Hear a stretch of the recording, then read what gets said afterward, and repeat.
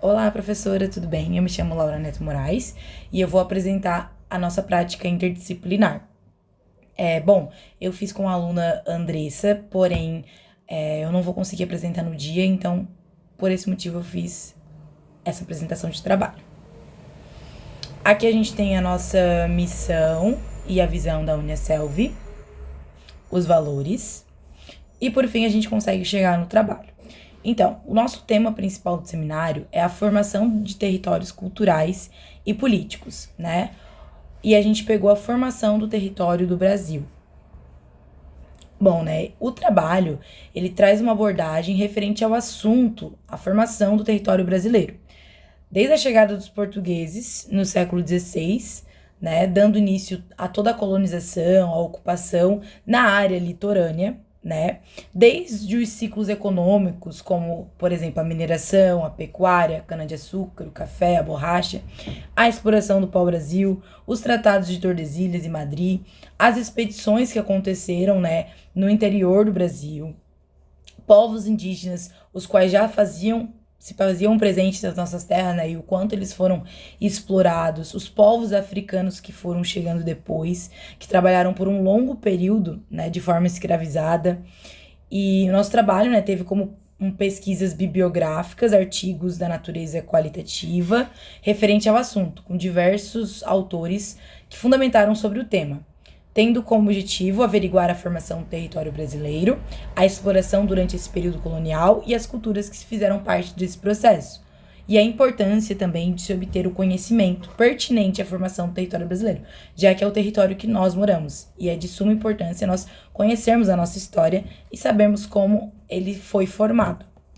Aonde, né, podemos concluir que a formação do território brasileiro, desde a vinda dos europeus, passou por vários momentos complexos, entre eles o choque cultural entre os indígenas e os europeus, que ocasionou diversos conflitos territoriais e culturais também, assim como os povos africanos, que tiveram uma participação marcante durante todo esse período, tornando o território brasileiro com muito mais diversidade cultural. Que a gente tem as palavras-chave, né? Território, indígena e cultura. Bom, para começar a introdução do trabalho, né? A gente vai falar o nosso território brasileiro, né? Ele teve um complexo processo, né? Que iniciou, como eu havia falado, no século XVI, quando os europeus eles embarcaram nas terras brasileiras, né? Que já eram habitadas por comunidades indígenas. Essa interação inicial entre os colonizadores e os povos nativos estabeleceu a base para uma série de transformações sociais, econômicas e culturais que formam a nossa identidade nacional até os dias de hoje, né? Então, esse contato, né, que os portugueses tiveram com os indígenas de dominação, né, a gente vê até nos dias de hoje, né, essa presença marcante de desigualdade social, né, no nosso país. A presença africana resultante do tráfico de escravizados também foi fundamental na configuração do território e na formação da cultura brasileira. Além disso, a imigração dos europeus no século XIX e XX trouxe novas influências, contribuindo para a diversidade étnica e cultural do Brasil. Portanto, compreender a formação do território brasileiro implica analisar as dinâmicas de poder, resistência e adaptação que ocorreram ao longo dos séculos, assim como suas repercussões na sociedade contemporânea. Então é importante estudar toda essa história, essa dinâmica de poder, resistência, né, onde teve o contato com os europeus e com os africanos também. Bom, chegando na fundamentação teórica, né, a gente vai ver que o território do Brasil hoje, né, que é hoje o Brasil, era habitado, como eu falei, por indígenas, né, os quais não sabiam como que funcionaria a divisão do espaço, né, eles não sabiam o que eram fronteiras, países, né, os limites que nós conhecemos hoje, eles passaram a ser delimitados com a chegada dos portugueses e, consequentemente, a exploração do pau-brasil no território brasileiro, que durou por várias décadas. O Brasil atualmente é uma história de conquista territorial, com interesses políticos e econômicos. No decorrer dos séculos, foram se ocupando as terras e a formação do território brasileiro. Foi acontecendo. O processo de inserção do território avança de maneira desigual e de forma seletiva, modelando diferenciações no espaço por ramos de setor nacional, assim como diz Carliel, 1993, na página 36.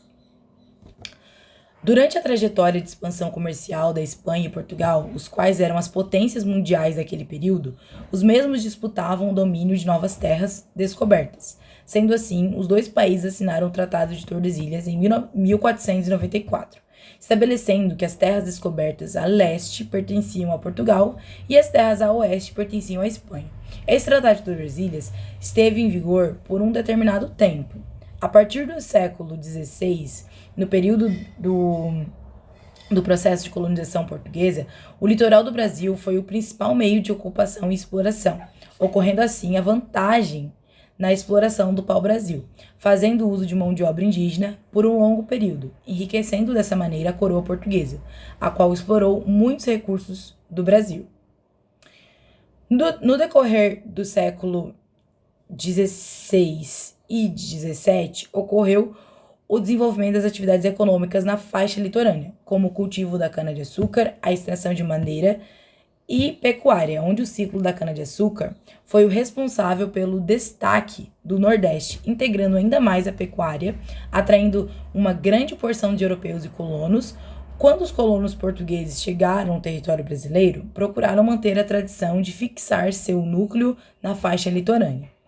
Então, operando em áreas reduzidas, situadas no interior, mesmo em um só domínio morfoclimático e fitogeográfico. Os investigadores que visitaram o nosso país na primeira metade do século XX somente tiveram olhos para o ar de família, para eles totalmente exótico e aparentemente pouco diferenciado das paisagens tropicais úmidas da fachada atlântica ocidental do país. No período do século 19 e 20, o ciclo econômico da produção de café no Sudeste e a exploração de borracha no Norte favoreceram para a formação do território brasileiro atual. No final do século XIX e as primeiras décadas do século XX, a extensão territorial do Brasil dava indícios de diferenças no espaço em relação ao período colonial, com o desenvolvimento da economia, o aumento da população. Os povos indígenas habitavam o Brasil muito antes da chegada dos europeus, com uma rica diversidade de línguas e modo de vida. Eles tinham uma relação profunda com a terra, que era vista como parte de sua identidade. As práticas de caça, coleta e agricultura, como o cultivo de mandioca, influenciaram a forma de como o território foi utilizado. Além disso, muitos nomes de lugares do Brasil têm origem indígena, refletindo essa herança. Segundo Gilberto Freire, a formação do povo brasileiro foi marcada por uma mistura de raça e cultura. Esse misto entre indígenas e africanos e portugueses trouxe uma nova identidade, podendo ser expressa nas diversas manifestações culturais presentes no país. Essa mistura não apenas modificou características sociais, mas também a economia, paisagens, proporcionando um território dinâmico. A chegada dos portugueses no século XVI trouxe a língua portuguesa, a religião católica e diversas tradições culturais, como as festas culinárias. A exploração e a colonização resultaram em um processo de aculturação e resistência que moldam a cultura local. A importância de escravizados africanos, principalmente entre os séculos XVI e XIX, teve um impacto profundo na cultura brasileira. As tradições africanas influenciaram a música, a dança, a culinária e a religiosidade, resultando em uma rica mescla cultural. A arte e o artesanato indígena também são ricos e variados, incluindo pintura corporal, cerâmica e esculturas.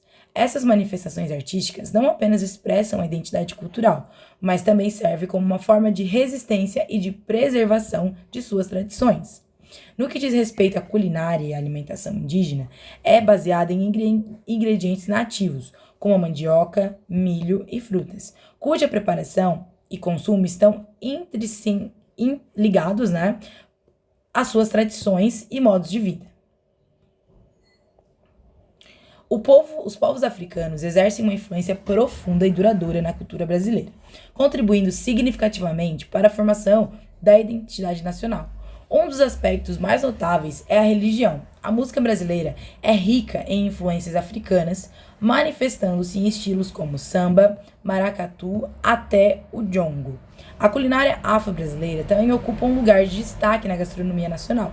Pratos típicos como feijoada, carajé, vatapá e moqueca incorporaram ingredientes e técnicas que têm suas origens nas tradições africanas, enriquecendo o paladar brasileiro. Além disso, a linguagem é permeada por termos de origem africana, que estão presentes no português falado no Brasil. Na literatura e artes, autores afro-brasileiros como Jorge Amado e Conceição Evaristo exploraram em suas obras a identidade, a história e experiência da população negra no Brasil. Por fim, a resistência e luta por direitos é um aspecto central na vida dos afro-brasileiros. História de resistência, tanto durante a escravidão quanto na contemporaneidade. Reflete na luta por direitos civis e culturais.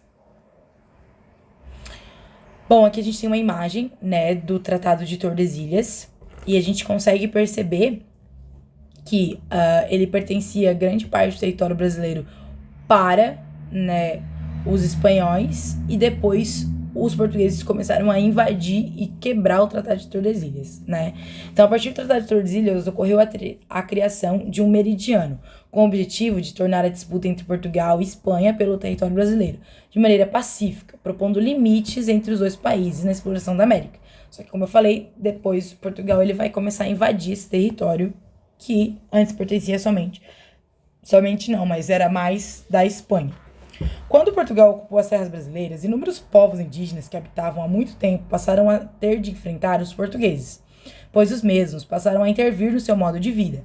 Esses povos tinham uma organização espacial e social muito diferente da Europa, ocasionando um choque cultural, né? Então a gente vai ver que eles foram obrigados a deixar as suas culturas, o seu modo de vida, para literalmente, né, seguir um outro povo totalmente diferente deles.